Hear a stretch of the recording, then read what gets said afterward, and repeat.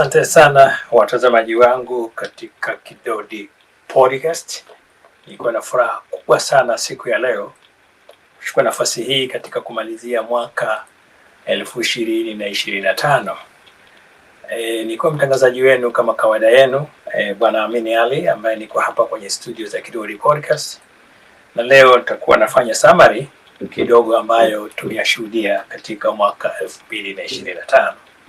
Kama mjuavyo, Kidodi Podcast ni chombo ambacho kinaendesha vipindi mbalimbali vya kijamii pamoja katika masuala mbalimbali yanayohusiana na watu kuja kuzungumza katika taaluma nyingi sana ambazo kama mnavyojua watazamaji wangu mmeweza kuzisikia na kuona vipindi mbalimbali katika tangu kuanzisha Kidodi Podcast mwaka juzi tarehe Septemba 2024.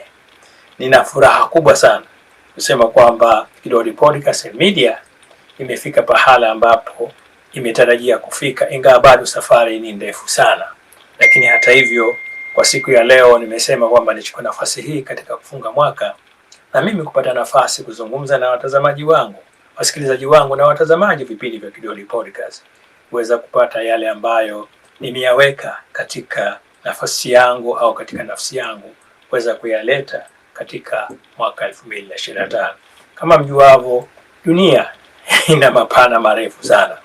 Mapana hayo yamegawika katika nchi tofauti duniani, na Kidodi Podcast imeangaza katika kuleta vipindi vya kuelimisha jamii, ambavyo vipindi hivyo vitakuwa vinarushwa kila wakati katika maeneo mbalimbali duniani.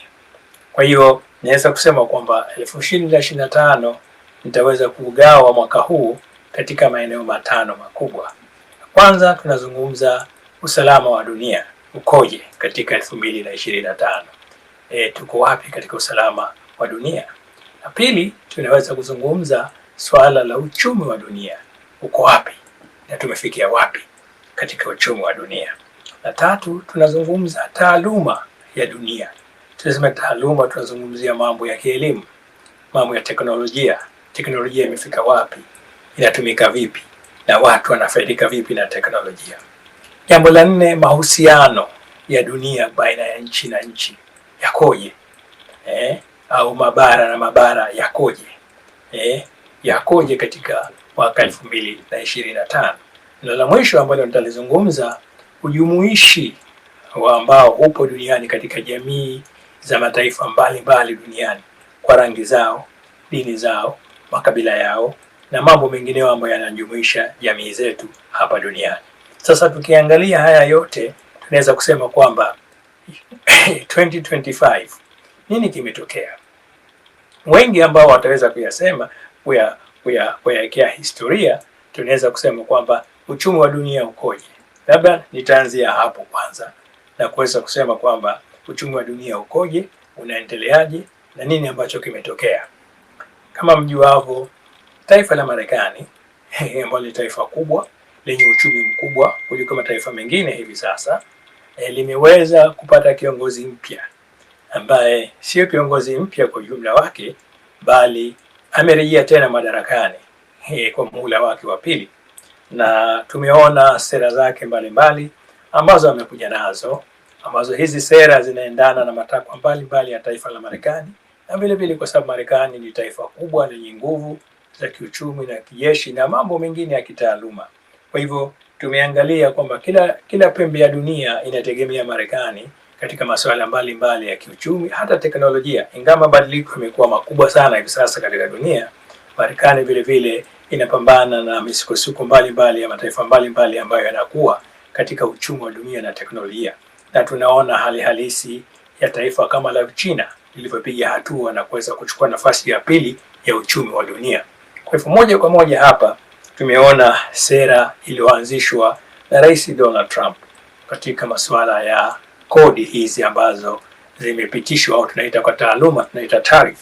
Hapa tumeona uchumi wa dunia ulivyoanza kuyumba kidogo. Haukuyumba bali ulileta taharuki katika nchi mbalimbali duniani, kwa sababu mpaka leo Marekani ndio taifa ambalo fedha yake inatumika kama ni global reserve. Kwa hivyo katika matumizi mengi sana ya dunia fedha yake bado ina umuhimu na mamlaka yake na sera zake bado zina umuhimu. Kama mjuavyo, katika vita vya pili vya dunia, Marekani ndio ilikuja na sera nyingi hizi za kuzitengeneza ambazo nyingi hivi sasa zinatumika duniani. Kwa tumeona hapa nchi mbalimbali zimepata athari kidogo katika masuala mbalimbali yanayohusiana na kuwepo hili eneo la tarifu, na tumeona migogoro mbalimbali ambayo imejitokeza, sheria mbalimbali ambazo zinatakiwa zirekebishwe. Nchi mbalimbali zimetaka haya masuala ya tarifu yazingatiwe upya kutokana na upeo wa kila nchi na uchumi wake na uchumi tegemezi ambao nchi zinategemeana. Hili ni eneo moja tu kwa upande mkubwa sana katika uhusiano wa dunia katika masuala ya kiuchumi. La pili ambalo nataka kulizungumza ni masuala ya teknolojia. Teknolojia imekuwa kwa kiasi fulani katika dunia, na kwa kiasi ukuaji wa teknolojia kunaboresha mambo mengi ambayo yanaweza kufanyika kwa urahisi zaidi. Sasa tunashuhudia dunia imekuwa na mtiririko mkubwa sana wa kitu kinaitwa AI, ambacho hicho wanaita artificial intelligence. Imeanzishwa hii kurahisisha mambo mengi ya dunia ambayo yanatakiwa yafanyike bila kutumia human capital au nguvu za watu kuweza kutumia. Kwa haya ni mabadiliko makubwa sana ambayo tumeyashuhudia na bado tunaendelea kuyashuhudia katika huu mwaka ambao unamalizika wa 2025. Kwa hivyo tumeona ushindani mkubwa wa teknolojia ya AI ulivyoweza kuchukua nafasi yake katika dunia na vipi unavyoendelea kutumika hivi sasa katika dunia na nchi gani ambazo zinaongoza katika masuala kama haya. Sasa hapa tunazungumza teknolojia hii vipi inaweza kutumika katika mifumo mbalimbali ya kiuchumi duniani. La pili, nani ambaye atakuja kuongoza sekta hii ya masuala ya AI na vipi itaweza kutumika kwa baadhi ya nchi nyingine ambazo hazina teknolojia ya AI katika kuboresha masuala yake ya kiuchumi.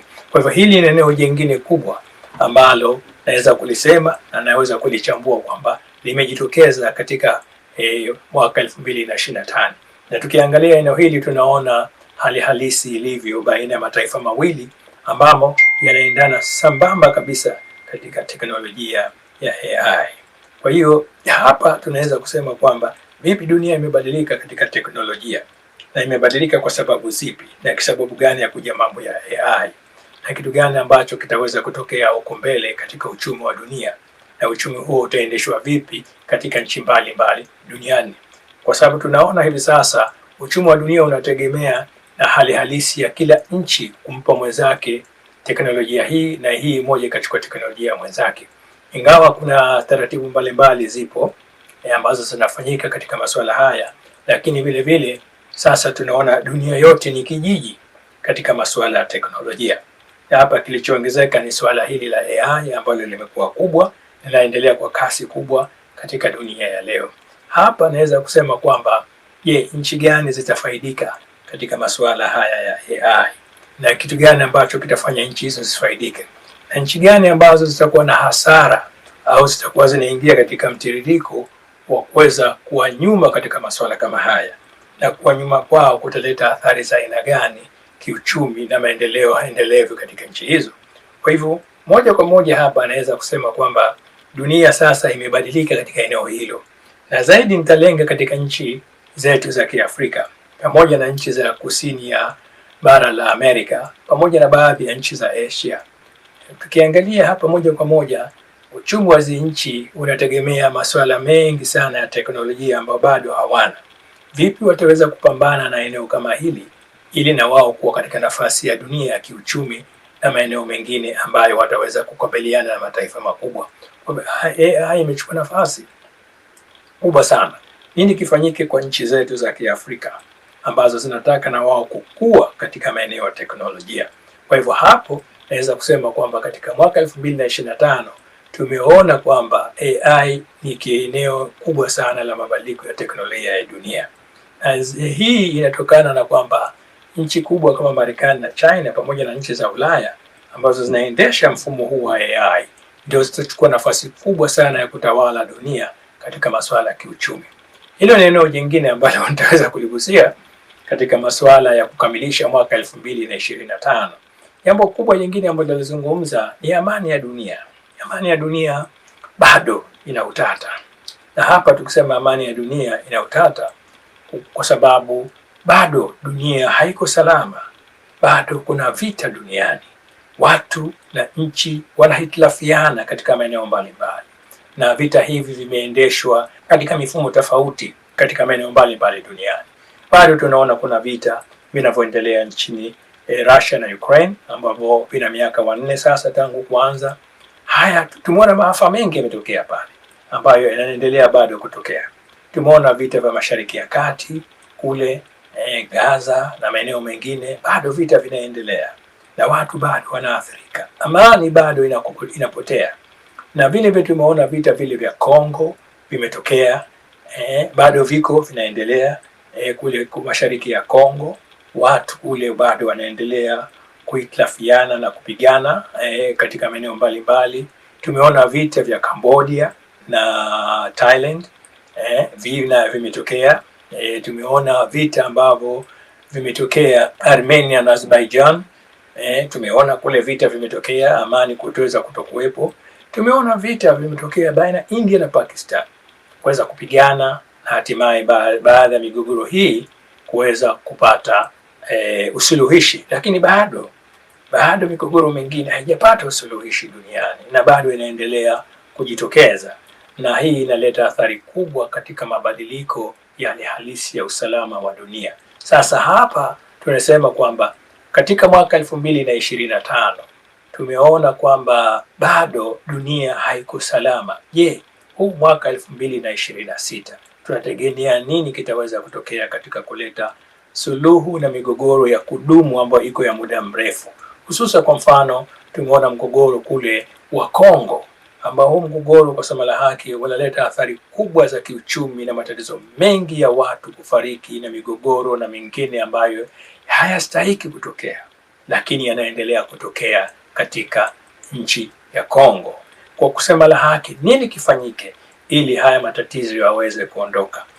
Hili ninaweza kulisema kwamba nchi za Kiafrika kwa upana wake zinatakiwa zikae pamoja na zifikirie kitu gani cha msingi ambacho kitaleta amani katika bara la Afrika, kwa sababu Afrika ipambane matatizo yake yao wenyewe na kuweza kuyatatua wenyewe. Hakuna sababu yoyote ya msingi ambayo itaeleza kuendelea kule Kongo, kwa sababu sio vita vya msingi kabisa ambavyo vinatakiwa vijitokeze. Lakini hata hivyo, nimesahau jambo jingine hapa. Kuna mgogoro kule wa Sudan ambao unaendelea hivi sasa. Ni aibu na ni jambo la kushangaza sana katika bara letu la Afrika kuona migogoro namna hii inaendelea baina ya Waafrika wenyewe kwa wenyewe, na haileti maana kubwa kwa maslahi ya bara la Afrika, kwa sababu bado bara la Afrika liko nyuma kimaendeleo, na kuleta migogoro namna hii haileti tija na haileti faida kwa bara la Afrika lenyewe kiuchumi, kijamii na jamii za watu kuishi kwa usalama na amani. Kwa hiyo hapa nazungumzia zaidi kwa bara la Afrika, ukiachia migogoro mingine ya Ukraine na Russia, ukiachia mgogoro kule Mashariki ya Kati, India na Pakistan, mgogoro wa Thailand na Cambodia na migogoro mingine ambayo inaendelea duniani. Kwa hivyo tunatakiwa kutizama hili eneo la amani, na amani haijapatikana bado kwa sababu vita vinaendelea. Nini kifanyike? Nafikiri hapa tuangalie hali halisi ya kutatua hii migogoro ambayo inaendelea duniani. Na nini kifanyike? Ni kuangalia azma ya nini migogoro inavyoanza na chanzo zake kinakuwa nini. Na ili kuweza kuitatua hii migogoro ni kuangalia pande zote zinazohusika, kuangalia wanataka nini baina yao ili kuweko salama katika nchi husika. Na haya hayawezi kufanyika moja kwa moja tu kwa hizo nchi ambazo zinagombana ndani yake, au nchi moja na nyingine, au ndani ya nchi zenyewe. Hapa kunatakiwa tuwe na vyombo madhubuti vya kusimamia usalama duniani ili kuhakikisha kwamba migogoro ya namna hii isiendelee kutokea na kuleta athari na taharuki ambazo hazina msingi katika bara letu la Afrika au maeneo mengine duniani.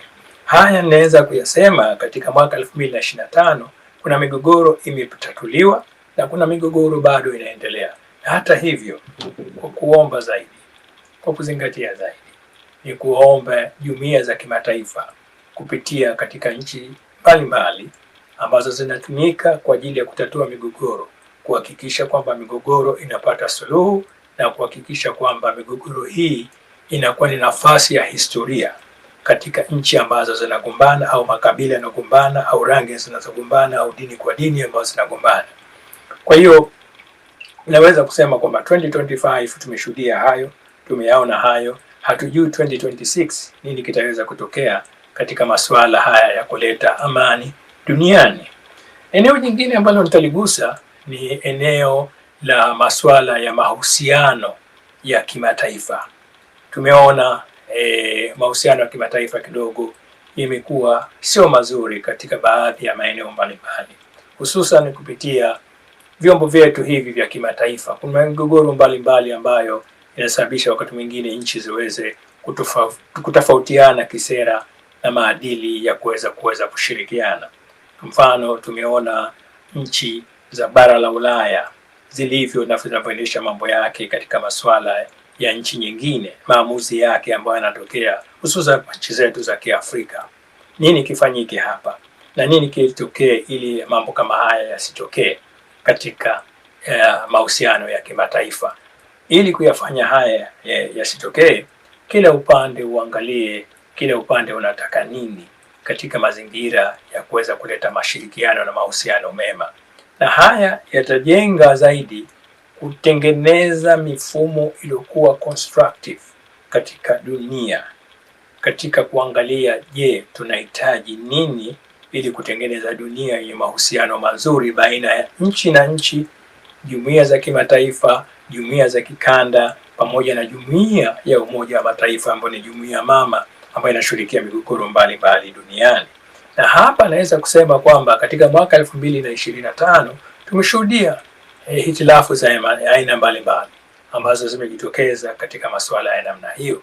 Lakini je, dunia imejifunza nini katika eneo hilo, na kitu gani ambacho tunatakiwa kifanyike ili tuhakikishe kwamba aina ya migogoro namna hii ya jumuiya za kimataifa inatatuliwa kwa njia za kidiplomasia zaidi kuliko kutumia nguvu au maneno ambayo yanaleta migawanyiko zaidi duniani. Na hapa tutazungumzia zaidi katika masuala ya mahusiano ambayo yako katika mikataba ya kimataifa ambayo inakubalika kisheria. Watu na jamii au nchi na nchi au jumuiya zikubali kufuata sheria zilizokuwepo ndani ya mikataba ya kimataifa ili dunia iwe salama katika mahusiano mema ya haya ambayo yanatokea. Sasa hapa katika kuendelea zaidi katika uchambuzi wangu wa mwaka 2025, vile nitaelekea katika masuala mbalimbali ya demokrasia, kwa sababu tunaambiwa kwamba ili dunia iwe sawa kuna neno hili demokrasia, ambalo demokrasia kwa upana wake ni haki za watu katika nchi mbalimbali duniani katika kufanya maamuzi yao mbalimbali ya nchi hizo. Sasa demokrasia katika mwaka 2025 imejiongeza wapi? Imepungua wapi? Nini kimetokea katika neno demokrasia katika mwaka 2025? Tukiangalia hapa tutakuja kwamba nchi mbalimbali zimefanya chaguzi zao za kisiasa kuchagua viongozi wao na kuangalia wanataka viongozi wa aina gani. Tumeshuhudia migogoro mbalimbali imetokea katika hizo nchi katika kufanya chaguzi mbalimbali katika nchi zenyewe. Sasa je, tunakubali kwamba dunia ina demokrasia ya sahihi au dunia ina demokrasia ambayo inalingana kutokana na mataifa mbalimbali duniani? Tukiangalia hilo, bado hili neno demokrasia linatumika, lakini bado hakuna unified, hakuna demokrasia zinazolingana duniani. Na demokrasia, kwa nini tunasema demokrasia hazilingani duniani? Kwa sababu kila nchi inaendesha na mfumo wake wa kuendesha demokrasia yake.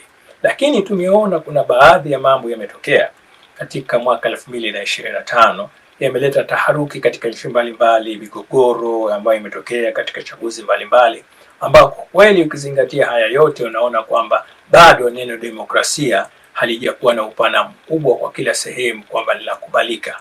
Kuna baadhi ya nchi zinatumia neno demokrasia, lakini je, zinafanya vipi kuhakikisha demokrasia iko sahihi kwa kila mmoja? Tumeona migogoro kama ilivyotokezea nchini Tanzania mwaka huu wa Oktoba 29, uchaguzi uliopita.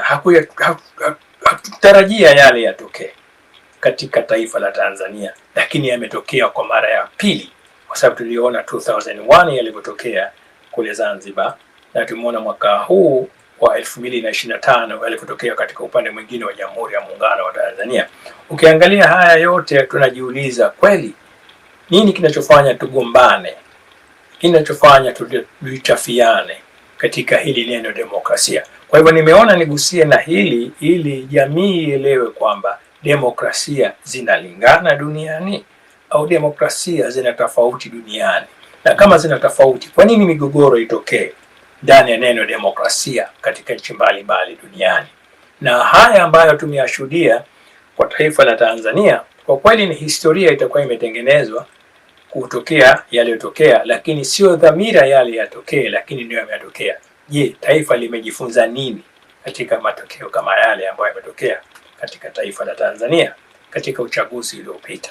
Nini Watanzania wamejifunza katika eneo lile, na nini matarajio ya baadaye katika vizazi vijavyo kuona yaliyotokea yale yataweza kuleta suluhisho la kuwekwa demokrasia sahihi katika taifa la Tanzania? Lakini haya yote yanahitaji elimu, yanahitaji time, yani muda wa kuweza watu kuelimishwa wanataka nini katika neno demokrasia, na hii demokrasia inampa mtu fursa ya aina gani kujifahamu kwamba yeye ni mtu mkamilifu ndani ya nchi yake na anafanya kutokana na neno demokrasia linavyotakiwa, na nini ambacho kitaweza kuwafanya watu waondoe hitilafu katika neno demokrasia katika nchi zetu, isikiwemo bara la Afrika zaidi, ambapo kuna migogoro mingi ambayo inajitokeza ambayo sio sahihi kujitokeza, kwa sababu bado hakujakuwa na civic education ya kuelimishana hili neno demokrasia limekujaje, lina sababu gani, na nini kifanyike ili bara la Afrika liwe na demokrasia inokubalika kwa wote. Kwa hiyo hapa nimegusia hili kwa sababu kuna mengi yaliyotokea, sio kwa Tanzania peke yake tu. Tumeona migogoro mengi imetokea Kenya, vijana wengi kuandamana na kuleta taharuki, madai yao mbalimbali ambayo yametokea katika taifa hilo. Tumeona migogoro mingine imetokea katika nchi mbalimbali. Kuna mapinduzi mbalimbali yametokea katika nchi za Kiafrika, na hata hivi sasa tunaona kule katika nchi za Sahel ambapo kuna Burkina Faso, kuna nchi ya Niger na Mali zinajiendesha wenyewe katika masuala ya demokrasia ya kijeshi. Tunajifunza nini pale? Na nini sababu ya kutokea yale? Na nini ambacho inatakiwa kifanyike katika bara la Afrika kwa baadhi ya nchi nyingine za Kiafrika, hususan ambazo tunalengewa sana sisi kwamba tuendeshe demokrasia ambayo itaweza kulingana na mataifa kama ya Magharibi au mataifa kama mfano kama Marekani au na baadhi ya mataifa ya nchi za Asia ambazo zimepiga hatua katika demokrasia. Nafikiri hapa tunatakiwa tuangalie kwa upana zaidi nini ambacho tunakitaka katika bara la Afrika. Lakini mwisho katika haya yote katika demokrasia, hatuwezi kusema demokrasia itatupa kila kitu. Demokrasia ni eneo moja tu ambalo tunaliona katika nchi zetu za Kiafrika, ambapo hicho ndio kitu kikubwa sana ambapo kinapigiwa kelele kwa muda mrefu hivi sasa. Lakini tunahitaji mengine ya makubwa sana ambayo tunahitaji katika bara la Afrika. Mahitaji hayo ni makubwa zaidi, ni uchumi endelevu ambao ni msingi mkubwa ambao tumeuona katika 2025. Bado tuko nyuma katika maeneo kama haya. Tumekuwa demokrasia, lakini tunahitaji na mabadiliko makubwa ya kiuchumi ambayo ni uchumi jumuishi ambao utazifanya nchi za Kiafrika zipige hatua kubwa za kimaendeleo katika bara la Afrika. Kama tunavyoelezwa kwamba 70% ya vijana katika dunia wako katika bara la Afrika. Sasa tunatumiaje nguvu kazi ya vijana katika bara la Afrika kuleta mabadiliko ya kiuchumi na nguvu kazi pamoja na teknolojia ambayo tunahitaji na elimu sahihi ya kukuza yale ambayo tunahitaji katika bara letu? Na haya hayawezi kuja tu peke yake kama hakuna matayarisho makubwa sana katika bara la Afrika lenyewe. Na hapa sizungumzii bara la Afrika tu peke yake, kama ni mfano naweza kuzungumza hata katika nchi za kusini mwa Amerika ya Kusini, ambapo vile vile kuna matatizo mbalimbali ya hayo masuala yanayoitwa demokrasia. Lakini vile vile kila nchi ina tofauti zake za kijiografia. na kila nchi ina muundo wake na jamii zake. Kwa hivyo tunapotekeleza kitu kinaitwa demokrasia, tufikiri wazi kwamba watu wanataka nini katika demokrasia katika nchi hizo, kutokana na utamaduni wao na silka zao na maisha yao ya kila siku ambayo yanawafanya wakubali kwamba demokrasia hii ndio itakuwa sahihi katika taifa ambalo wanaishi. Kwa kuendelea zaidi katika kugusia katika mwaka 2025 vile vile tumeona Jumuiya ya Umoja wa Mataifa, chombo kikubwa hichi kabisa duniani ambacho kinashughulikia masuala mbalimbali ya migogoro ya aina mbalimbali. Lakini chombo hichi kimetumikaje katika masuala mbalimbali duniani? Tumeona masuala na maadhimio mbalimbali yanapitishwa katika Baraza la Umoja wa Mataifa. Lakini yale ambayo yanapitishwa pale yanaweza kutekelezwa na baadhi ya nchi katika dunia hii ambayo tunayo hivi sasa?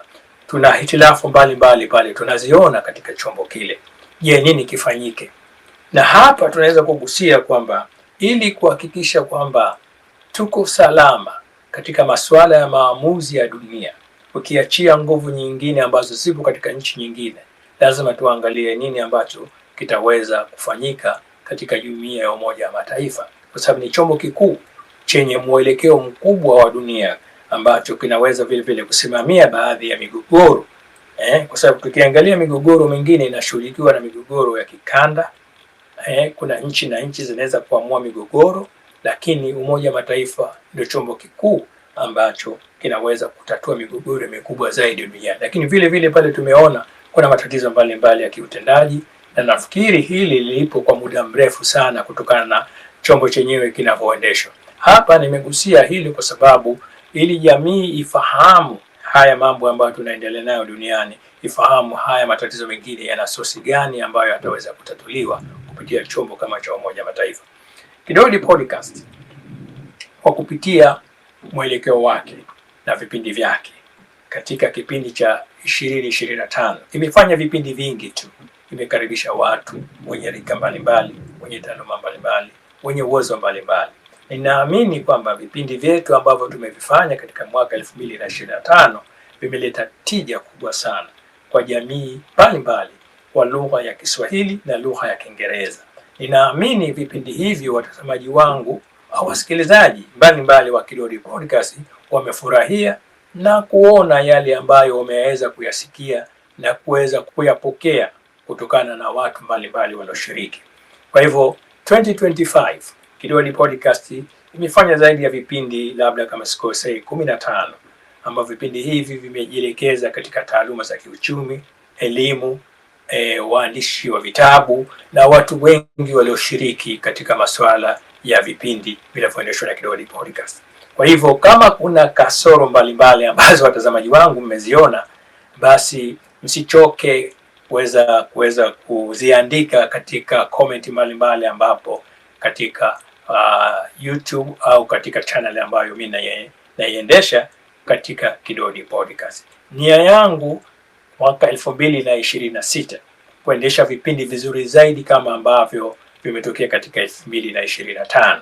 Kwa hivyo watazamaji wote duniani mnaonisikiliza na mnaopenda kuweza kusikiliza vipindi vyetu, msichoke kuendelea kusikiliza vipindi ambavyo vinatayarishwa na Kidodi Podcast kwa ajili yenu, kwa sababu Kidodi Podcast ipo kuelimisha, kujumuisha na kuelimisha jamii yoyote iliyopo katika pembe zote za dunia.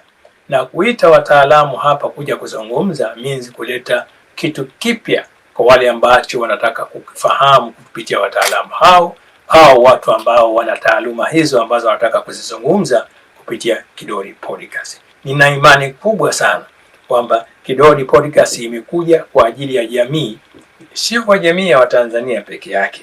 Kama nitapokuwa navyozungumza siku ya leo kwa lugha ya Kiswahili, Kidodi Podcast ipo vile vile kwa jamii nyingine ambao kwa kutumia lugha ya Kiingereza. Kwa hivyo moja kwa moja tunakaribisha watu wote wanaotaka kuja kuongea na Kidodi Podcast waje kuongea, ili waliokuwa nayo wasiache pembeni, waweze kuyatumia kwa kuweza kuja hapa na kuyasema, ili watazamaji, wasikilizaji wenye rika tofauti waweze kufaidika katika Kidoli Podcast na vipindi vyake mbalimbali. Sina shaka walio wengi wataweza kusema kwamba Kidoli Podcast ilianza taratibu na sasa inaelekea katika safari yake kubwa huko mbele. Kwa hivyo msichoke watazamaji wangu kila wakati kuweza kutoa maoni yenu na kutoa fikra zenu, na niko tayari wakati wote kuyapokea. Kwa niaba yangu binafsi, mimi mwenyewe kama mtangazaji na mmiliki wa Kidoli Podcast, sina shaka kutoa nafasi hii kwa kuwatakia kila laheri katika mwaka wa 2026, na nina imani walio wengi watafurahika zaidi na mwendelezo wa vipindi vyangu au vipindi vinavyokuja, na mnakaribishwa kwa nafasi kubwa sana ushiriki katika Kidoli Podcast. Asanteni sana watazamaji wangu wote wa Kidoli Podcast popote mlipo duniani, na karibuni tena kusikiliza vipindi vipya vinavyotayarishwa kwa mwaka 2026. Shukran walio wote ambao watakuwa wananisikiliza kwa siku ya leo duniani kote, na karibuni Kidoli Podcast katika kwa mwendelezo wa vipindi vyetu vijavyo. Shukran, alamsik kutoka hapa Seattle, Washington, mtangazaji wenu na mmiliki wa Kidoli Podcast, ndugu Amini Ali. Asanteni sana, kila laheri katika 2026.